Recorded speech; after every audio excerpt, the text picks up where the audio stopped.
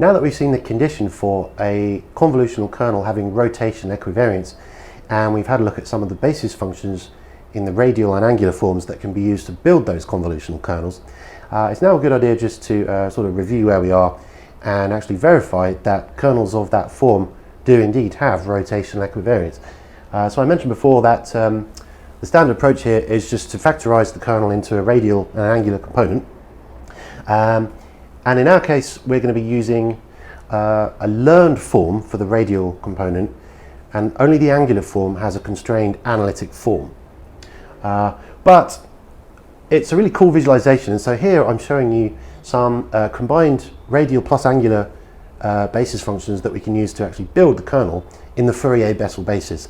And it's just a really cool visualization, I think, because it gives you a sense of why it is that this set of basis functions is a complete basis set and can be used to build any function that you want with an appropriate series and an appropriate set of coefficients. Anyway, let's go ahead and actually write down our convolution in the form that we had before, but we'll now use our explicit exponential and radial factorization that we've been talking about.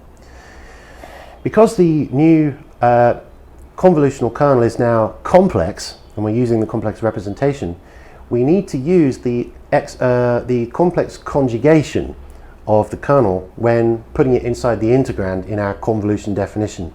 This is just standard practice because we need to take the inner product of the convolutional kernel with the physical field, V in this case. But dealing with that complex conjugation is really straightforward because, as we've just seen, the exponential form is just a case of putting a negative a negative sign in front of the I in that exponent. So that's really easy to deal with. And that is then our definition for the continuous convolution in the SO2 equivariant case.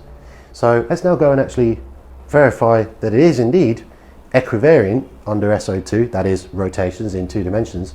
So I'm going to denote the corresponding feature map, the rotated feature map, by L alpha, and I'm going to do that by rotating the kernel by an angle alpha. So the effect that that's just going to have is just to replace the angle theta prime with the angle theta prime minus alpha, and you can probably see where this is going, because by substituting in the explicit form of the kernel, you can see that we just have an exponential with a theta and an alpha in it, and that exponential with alpha just factorizes out because there is no alpha in that integration, and so it just becomes a prefactor. And the remaining integral, we can see, is just the same as the definition of the convolution that we had on the previous page. And so the equivariance condition is really rather simple. We just multiply by that complex exponential, and that is the effect of rotating the kernel. So the other thing to consider here is that we don't just want to use one m value, we want to use a range of m values. So the way to arrange it mathematically is to write it as a tensor product. So that integrand, v times the kernel, in this case v is just a scalar field, but we'll do a tensor product with that single valued scalar field with all of the different m values. And it'll become clearer a bit later on when we do convolutions on more physically realistic field with scalars and vectors and tensors, why that tensor product is a good way of writing it down. So let's finally just take a quick look at what happens if we rotate our input image. The corresponding effects on the feature maps is for the feature maps to just rotate at an angular frequency given by m, and that happens in both the real and the imaginary components. So cast your mind back to the discussion on translational equivariance. Remember that I was saying that really the essential property of equivariance is that there exists a simple, predictable, deterministic relationship between the feature maps when we do a simple translation in the input image.